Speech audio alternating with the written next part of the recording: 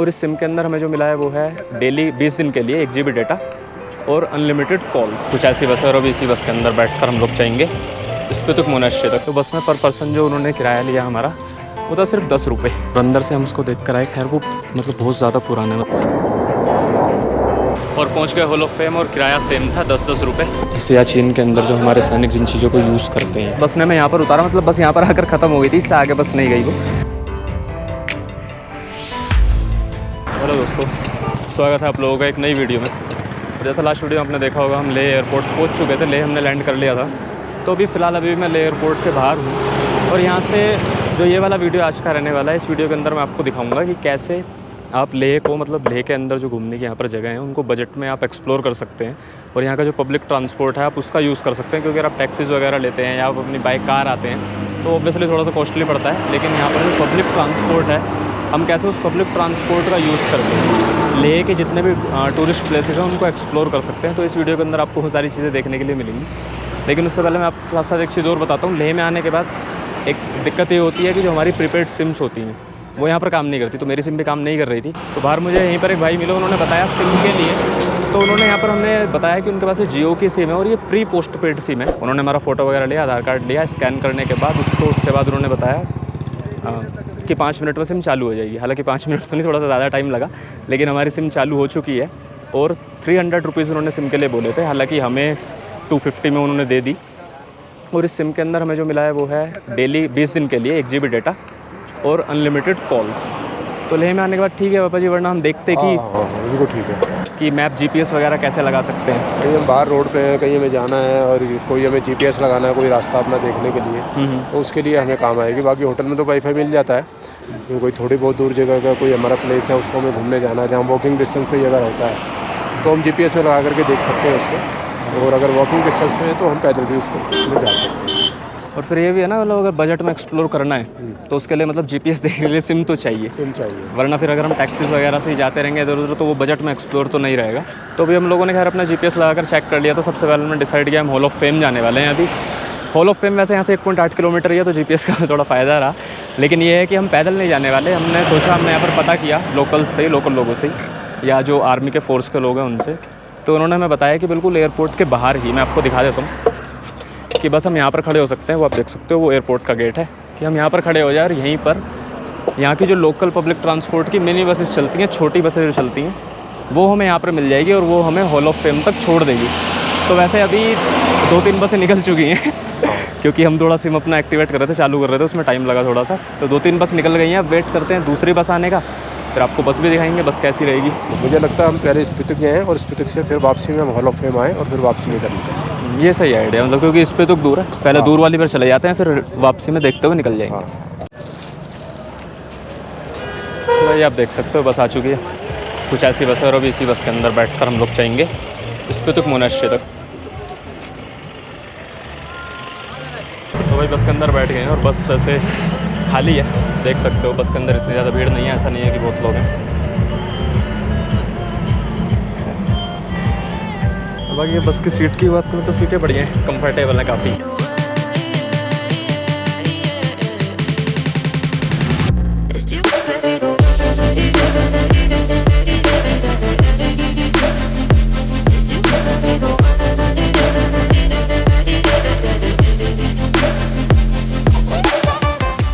तो हम लोग स्पितुक मोनास्ट्री के पास पहुंच चुके हैं। और वैसे मतलब बस से आने में मुझे लगता है मुश्किल से 7-8 मिनट लगे हमें। 7-8 मिनट में हम आ गए। तो आगे मैं सामने एक बार आपको दिखा देता हूँ। ऊपर है मोनास्ट्री और ये रास्ता जा रहा है नीचे से। तो बस तो नीचे से चली गई, लेकिन क्योंकि हमें मोनास्ट्री जाना तो यहाँ से ऊपर मोनास्ट्री तक हमें पैदल चलते हुए जाना होगा। वैसे ज़्यादा दूर नहीं है, वहाँ पर मेन गेट तो हमें दिख ही रहा है, तो वहाँ तक हम पैदल चलते हुए चले जाएंगे। लेकिन जहाँ हमें बस ने उतारा है, यहाँ एक और काफ़ी अच्छी इंटरेस्टिंग चीज़ है देखने के लिए, मैं वो दिखाता हूँ आपको। ये सामने आप देख सकते हो, सामने एयरपोर्ट और सामने बिल्कुल ठीक वहाँ सामने रनवे देख सकते हैं। तो चलते हैं। और बाकी पापा जी उन्होंने हमें और जो जिस बस में अभी हम आए तो उन्होंने हमें ये दो बोतल ऑयल की दी हैं, उधर बोले हुए मोनेस्ट्री में चढ़ाने के लिए। यानी वो मोनेस्ट्री में जो दिए जलाते हैं उसमें ऑयल डाल के जलाते हैं। यहाँ ये तिब्बतियन ट्रेडिशन है, लद्दाख का ट्रेडिशन है। तो उन्होंने हमें बोला कि आप महाराज इनको चढ़ा देंगे क्या, उनको दे देंगे। मैंने कहा हाँ हम दे देंगे। तो उन्होंने धन्यवाद किया हमारा, क्योंकि मोनेस्ट्री जा रहे थे तो हमने कहा ठीक है ले जाते हैं। तो तो चलते हैं पापा जी फिर, हाँ ठीक है। चढ़ाई शुरू करते हैं। ठीक है, चलिए। ओके। चलिए।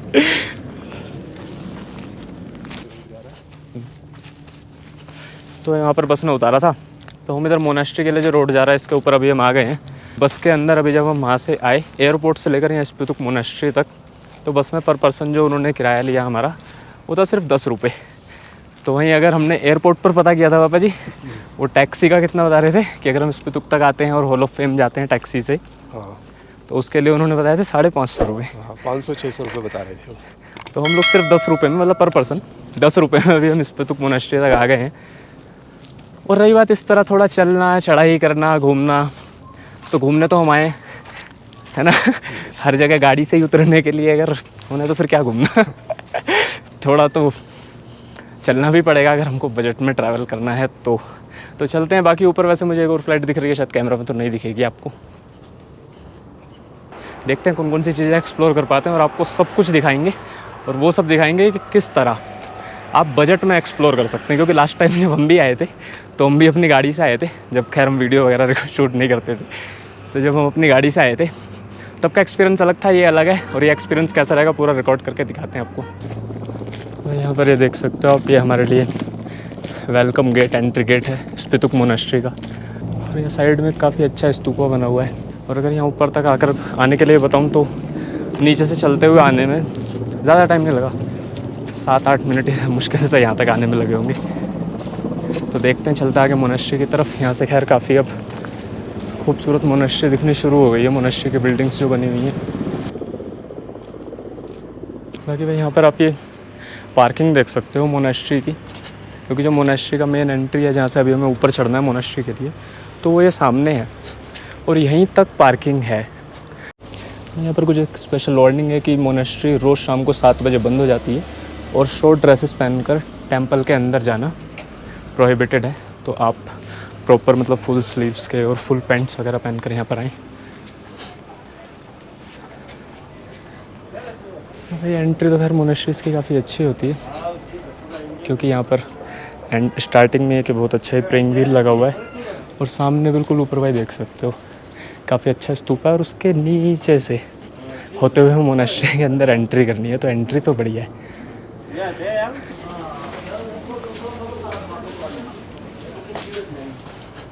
कि भाई यहाँ पे ये पेंटिंग्स देख सकते हो, मतलब देखने में ऐसा लग रहा है जैसे काफ़ी पुरानी है ये पेंटिंग्स, क्योंकि इनकी हालत बहुत ज़्यादा अच्छी तो नहीं है, पर देखने में काफ़ी अच्छी है।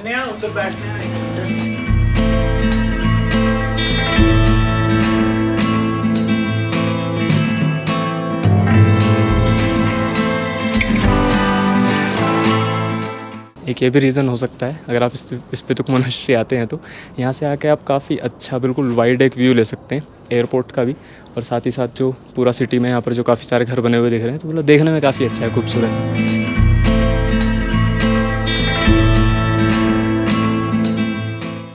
वहाँ से हमने शुरू किया अभी चढ़ना, और ऐसे घूम कर ये सीढ़ियों से होते हुए अभी ऊपर की तरफ जा रहे हैं। लेकिन ये है कि ये सीढ़ियाँ भाई काफ़ी ज़्यादा खड़ी हैं, तो इनको मतलब चढ़ने में पूरा लग रहा है, पूरी मेहनत लग रही है इनको चढ़ने में।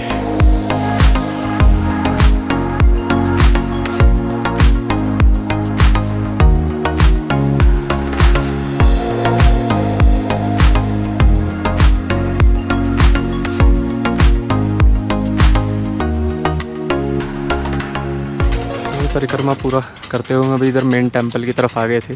तो जो बिल्कुल सामने आप देख रहे हो भाई वो मेन टेंपल है, और अंदर से हम उसको देख कर आए। खैर वो मतलब बहुत ज़्यादा पुराना है, मतलब बहुत पुरानी बिल्डिंग है। उसको ऊपर से मतलब एक तरह से रेनोवेट किया गया दोबारा से, तो उस तरह उसको बनाया गया, और इसी वजह से शायद वहाँ पर लिखा हुआ है कि अंदर फ़ोटोग्राफी और वीडियोग्राफी अलाउड नहीं है। तो इसीलिए अंदर तो मैं मतलब फ़ोटो वीडियो नहीं ले सकता था। बाकी मैं अंदर हो आया हूँ। अंदर भगवान बुद्ध का स्टैचू है, और मतलब कुछ जो पूजा करने के टाइम का सामान होता है, ड्रम्स वगैरह होते हैं, वो काफ़ी सारी चीज़ें वहाँ पर रखी हुई हैं। पर हाँ, देखने में अच्छा है। और बाकी यहाँ से व्यू इधर से आप देख सकते हो भाई, काफ़ी ग्रीनरी यहाँ से दिख रही है, पूरा खुला मैदान है, और साथ में वहाँ सामने देख सकते हो भाई इंडस रिवर। तो भाई यहाँ पर ये देख सकते हो आप, वो जो 2 ऑयल की बोतल बस में जो कंडक्टर थे उन्होंने हमें दी थी। उन्होंने कहा था आप यहाँ पर मोनास्ट्री में जाकर डोनेट कर दीजिएगा, तो यहाँ पर हमने कर दिया।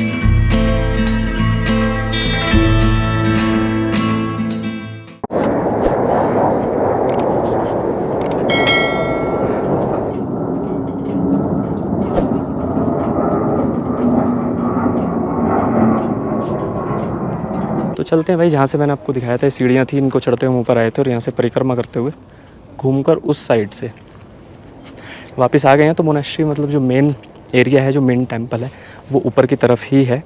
तो मोनेस्ट्री के बारे में मतलब अगर मेन बातें कुछ मैं बताता हूँ, तो ये जो मोनेस्ट्री है, जैसे मैंने पीछे बिल्डिंग मतलब जो मेन अंदर जो मंदिर था उसको देखकर बताया था कि काफ़ी पुरानी लग रही थी जो मंदिर बना हुआ है अंदर। तो वाकई वो काफ़ी पुराना है, 11वीं शताब्दी में इस मोनेस्ट्री को बनाया गया था।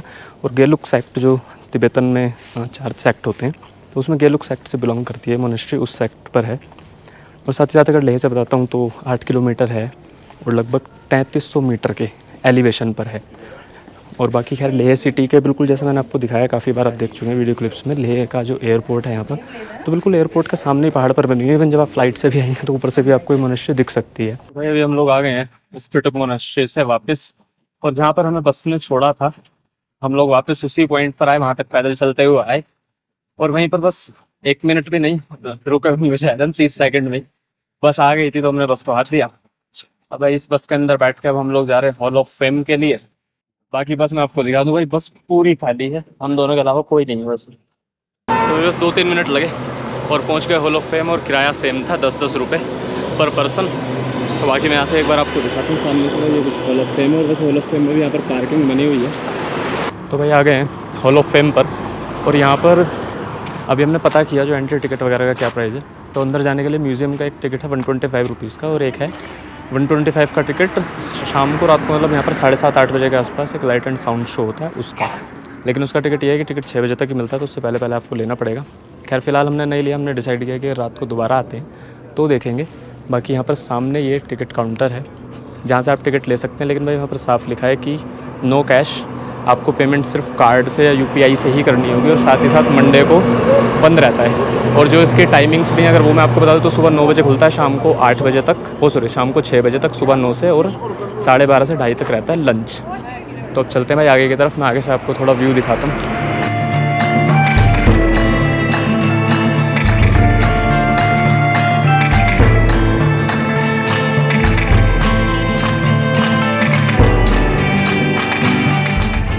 हॉल ऑफ फेम, जहाँ से अभी हमें अंदर की तरफ एंटर करना है, तो चलते हैं अंदर। और अंदर से मैं आपको दिखाता हूँ कि अंदर म्यूज़ियम के अंदर हमें देखने के लिए क्या क्या मिलता है। लेकिन अगर मैं हॉल ऑफ फेम की बात करता हूँ, तो हॉल ऑफ फेम को जो इंडियन सोल्जर्स आर्मी है उनके द्वारा ही उन्होंने ही बनाया है इसको। और जो इंडिया और पाकिस्तान के बीच जो लड़ाइयाँ हुई हैं, उनमें जो हमारे जो सैनिक शहीद हो गए थे, उनकी याद में ये जो हॉल ऑफ फेम आप मेरे सामने देख रहे हो भाई, इस हॉल ऑफ फेम को उनकी याद में बनाया गया है। तो यहाँ पर इसको आप पढ़ सकते हैं, हॉल ऑफ फेम के बारे में पूरा ओवरव्यू दिया गया है।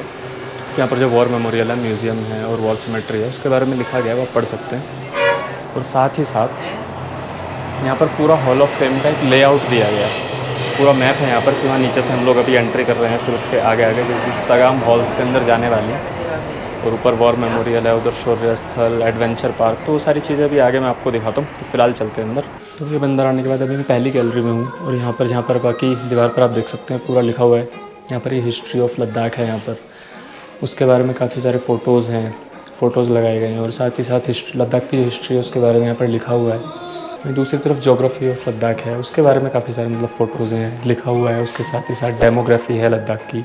लेकिन साथ ही साथ यहाँ पर मैं आपको दिखाता हूँ मतलब कि यहाँ पर कुछ काफ़ी सारी चीज़ें और रखी हैं। जैसे ये डॉल टॉक है, ये स्टोन कुकिंग पॉट है। तो ये म्यूज़ियम के अंदर यहाँ की लद्दाख की मतलब जो एक तरह से कह सकते हैं जो पुरानी चीज़ें हैं, ट्रेडिशनल है, जिनमें खाना बनाया जाता होगा, तो यहाँ पर वो काफ़ी सारी चीज़ें रखी हुई हैं। तो वैसे मतलब अगर जैसे इसको देखो, ये वाटर बॉटल है, तो ये वाटर बॉटल मतलब क्या इंटरेस्टिंग सी है, मतलब देखने में कुछ डिफरेंट सी। इस पर लिखा है वुडन वाटर बॉटल है, लकड़ी की है, विद लेदर कवर है उसके ऊपर।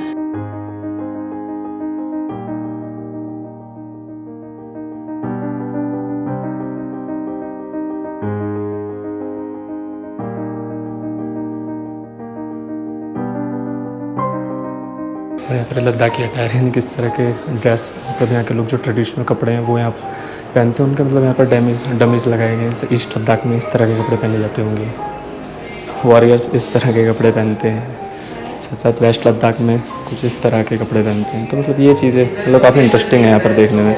लद्दाख पर जिन जिन राजाओं ने शासन किया, जैसे वेस्ट तिब्बतन डायनेस्टी, और उसके बारे में काफ़ी कुछ लिखा है, नामग्याल डायनेस्टी।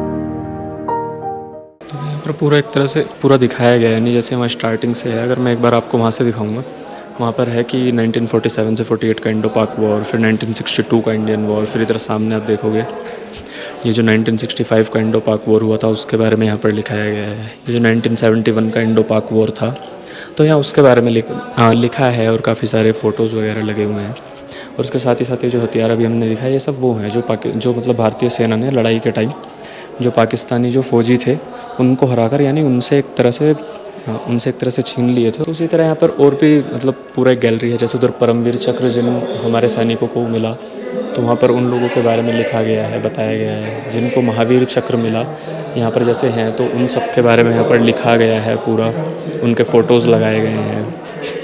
तो भाई इन चीज़ों में मतलब यही है कि मैं एक एक चीज़ मतलब मैं आपको पूरा प्रॉपर तो मैं नहीं दिखा सकता हूँ, क्योंकि यहाँ पर बहुत सारे फ़ोटोज़ हैं, बहुत कुछ यहाँ पर लिखा हुआ है। तो अगर आप ये सब चीज़ें बहुत डिटेल में देखना चाहते हैं तो उसके लिए तो खैर आपको यहाँ पर आना पड़ेगा, वरना अगर इसको वीडियो में रिकॉर्ड करते हैं तो शायद 3-4 घंटे का वीडियो भी छोटा पड़ जाए। अब यहाँ पर भाई अभी देख सकते हो एक ही टेरेन मॉडल बनाया गया है, लेकिन ये जो अब देखो भाई ये बिल्कुल पियानो की शेप में है, और उसके अंदर एक 3D पूरा एक उसके अंदर मैप बनाया गया है। मतलब पहाड़ों पर कहाँ कहाँ हमारे बेस थे, कहाँ कहाँ हमारे बेस हैं या लड़ाई के दौरान थे, और कहाँ कहाँ पर हमारे सैनिक थे, तो उन सब के बारे में यहाँ पर दिखाया गया है। भाई इधर वाला आप देख सकते हो, अब ये कारगिल और सियाचिन गैलरी है, यानी कारगिल में जो युद्ध हुआ था और सियाचिन में जो हमारे जवान तैनात हैं, तो उस तरह का यहाँ पर एक पूरा ये 3D मैप यहाँ पर एक ये मॉडल बनाया हुआ है। कारगिल का युद्ध 1999 में यहाँ उसके बारे में दिखाया गया है। और बाकी जो सियाचिन के अंदर जो हमारे सैनिक जिन चीज़ों को यूज़ करते हैं, जिस तरह के हेलीकॉप्टर्स उड़ते हैं, यहाँ पर वो सारी चीज़ें भी हैं। जैसे maintenance at the IC peaks, जो बर्फ़ वाली जो ठंडी ऊंची जगह है, वहाँ पर सैनिकों को किस किस तरह की चीज़ें उपलब्ध कराई जाती हैं, तो वो सारी चीज़ें भी यहाँ पर आप देख सकते हो भाई।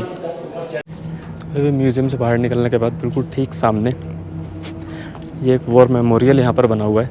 और अगर यहाँ का मैं पूरा 360 आपको व्यू देता हूँ तो वहाँ उधर सामने की तरफ नेशनल एम्बलम है, और उसके साथ यहाँ पर कुछ बैठने की जगह है। मेरे ख्याल से यहाँ पर जो लाइट एंड साउंड शो होता है तो मुझे लगता है शायद वो यहीं पर होता है, क्योंकि जैसे वहाँ सामने आप देख सकते हैं वाइट बिल्कुल दीवार है, एक इधर सामने वाइट दीवार है, उधर वहाँ पर सामने पूरा नेट लगा हुआ है। तो मुझे लगता है कि जो वो शाम को लाइट एंड साउंड शो होता है वो यहीं पर होता है।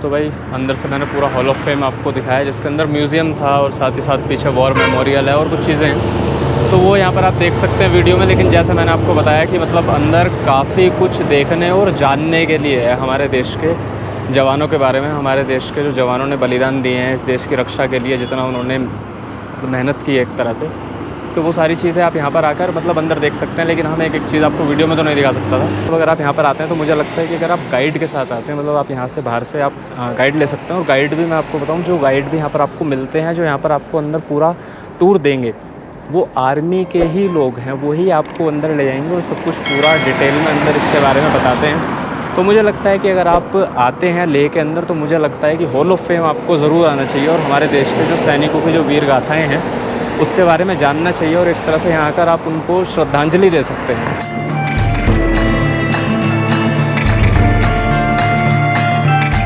तो भाई आप ये मेरे सामने देख सकते हो लेह गेट वहाँ पर, और खैर काफ़ी खूबसूरत काफ़ी अच्छा गेट बना हुआ है। लेकिन वहीं पर लेह गेट के साथ ही यहाँ पर भाई आप देख सकते हो ना, 2 बस खड़ी हुई हैं। तो ये बस अभी लेह गेट से आगे की तरफ, यानी वापस एयरपोर्ट की साइड या उधर की तरफ जाने वाली हैं। और उधर जहाँ पर आप भाई वो वाइट कलर की वहाँ वो इनोवा खड़ी देख रहे हो, ऊपर बोर्ड लगा है, हमें बस ने वहाँ पर ड्रॉप किया। तो हॉल ऑफ फेम से भाई हमने बस ली थी, और हॉल ऑफ फेम से बस लेने के बाद बस ने हमें यहाँ पर उतारा, मतलब बस यहाँ पर आकर ख़त्म हो गई थी, इससे आगे बस नहीं गई वो। तो उस बस ने हमें यहाँ पर ड्रॉप किया, और बस ने जो हमारे हॉल ऑफ फेम से यहाँ तक के भाई पैसे लिए पर पर्सन, वो थे 20 रुपये। अगर आप एयरपोर्ट से भी आते हो तो भी यहाँ तक के 20 रुपये ही लगते हैं। तो जो पीछे जो मैंने आपको दिखाया लेह गेट के पास, तो बस ने हमें वहाँ पर उतार दिया था। लेकिन उससे आगे का जहाँ पर है, अब आगे अंदर जो मेन एरिया है, जहाँ पर पूरा एक तरह से मॉल रोड आप कह सकते हो, जो लेह मार्केट है, और उसके आसपास जो होटल्स वगैरह बने हुए हैं, तो हमें भी वहीं पर जाना है। हमने अपना होटल पहले ही बुक किया हुआ है, तो अभी हमें होटल की तरफ जाना है। और यहाँ से दिखा रहा है हमारा होटल है 1.4 किलोमीटर शो कर रहा है गूगल मैप्स पर। तो अब क्योंकि बस तो वहीं पर छोड़ देती है, तो उससे आगे का जितना भी रास्ता भाई, आगे तो हमें बस नहीं मिल पाएगी, तो आगे की तरफ हमें पैदल ही जाना होगा। तो अभी हम पैदल ही आगे की तरफ जा रहे हैं। मैं आपको थोड़ा सा व्यू दिखाता हूँ। तो ये सामने आप मेरा देख सकते हो लेह मार्केट। वैसे वेलकम G20 का यहाँ पर एक काफ़ी अच्छा सा एक एंट्री पर बोर्ड सा लगा दिया है इन्होंने, लेकिन ऊपर तक देखो भाई क्या बढ़िया फ्लैग्स वगैरह लगे हुए हैं। तो हम लोग अपना होटल की तरफ आगे बढ़ ही रहे थे, तो होटल की तरफ आगे जाते जाते जो GPS रास्ता दिखा रहा था, वो GPS ने रास्ता दिखाया कि हमें इसी तरफ से यानी मार्केट के अंदर से होते हुए जाना है। तो हमें लगा कि चलो ये तो एक अच्छी चीज़ है, आपको चलते चलते हमें थोड़ी मार्केट भी दिखानी चाहिए साथ के साथ, क्या कि मार्केट देखने में कैसी है। और वैसे अगर मैं अपना बताता हूँ तो जब मैं लास्ट टाइम आया था लेह, मतलब मैं 2015 में आया था, तो उस टाइम यहाँ काम चल रहा था, मतलब इस रोड को पूरा को बना रहे थे यहाँ पर, इसके ऊपर कंक्रीट वगैरह डालने का, मतलब पूरा कंस्ट्रक्शन का काम चालू था यहाँ पर।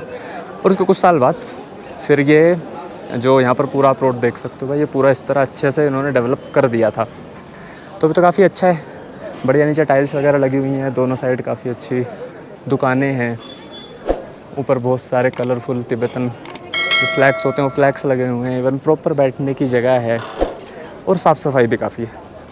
ऐसा नहीं है कि गंदगी है कहीं पर भी, मतलब प्लास्टिक पॉलीथीन या जो खाया इधर उधर फेंक दिया, ऐसा कुछ नहीं है, बिल्कुल सब कुछ साफ़ है। और यहाँ तक के साथ ही साथ आप साइड में देखोगे ना अगर, तो ये जो लोगों ने इस तरह के स्टॉल्स वगैरह यहाँ पर लगाए हुए हैं, सामान जिसके अंदर लोग सेल कर रहे हैं, सब पर सेब बेच रहे हैं, तो अगर उन स्टॉल्स के आसपास भी देखोगे तो वहाँ पर भी भाई आपको गंदगी नहीं दिखेगी। तो मतलब साफ़ सफाई के मामले में तो मैं कहूँगा खैर कि साफ़ सफाई का तो काफ़ी अच्छे से ध्यान दिया गया है।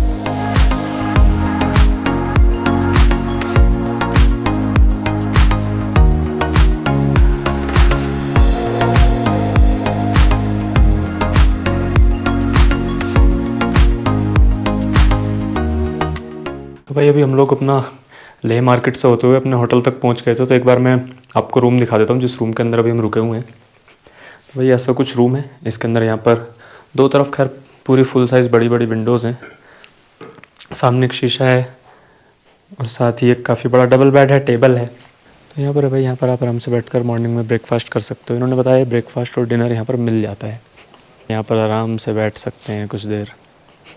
काफ़ी अच्छे, क्योंकि इन्होंने फ्लावर्स वगैरह सब कुछ लगाया हुआ है, मतलब प्रॉपर एक तरह से बिल्कुल साफ़ सुथरी और एकदम हरियाली पेड़ पौधों के बीच में बनाई जगह है। और इस होटल का नाम है स्काईलैंड होटल, और जो हमने booking.com से इसको बुक किया है, तो ये है हमारा लगभग 650 रुपये में एक रात के लिए, 2 लोगों के लिए। तो कैसा लगा होटल, रूम वगैरह? हाँ, होटल ठीक है, नीट एंड क्लीन है, बढ़िया है, अच्छी प्रॉपर्टी है, और रिकमेंडेड है। और कोई आना चाहे तो आ सकता है, थोड़ा अंदर तो है लेकिन ठीक है, रेट ठीक है, और उस रेट के हिसाब से नीट एंड क्लीन है, बहुत अच्छा है। रूम भी बड़े हैं, बैठने की अच्छी है, मतलब सही है, हाँ प्रॉपर कुल मिलाकर। तो इसी के साथ खैर इस वाली वीडियो को, जिसमें मैंने सुबह मॉर्निंग में आपको दिखाया लोकल आप ट्रांसपोर्ट कैसे यूज़ कर सकते हैं, लोग यहाँ की जो सिम है वो कैसे ले सकते हैं, कितने प्राइस में मिलेगी, पैकेजेस वगैरह, वो सारी चीज़ें इस वीडियो में मैंने आपको दिखाई, और साथ ही होटल भी जिसमें हम रुके हुए हैं। तो इसी के साथ इस वाली वीडियो को यहीं पर एंड करते हैं, और उम्मीद करता हूँ वीडियो आप लोगों को अच्छा लगा हो। वीडियो अच्छा लगा हो तो प्लीज़ वीडियो को लाइक और चैनल को सब्सक्राइब करना ना भूलें। Thank you so much.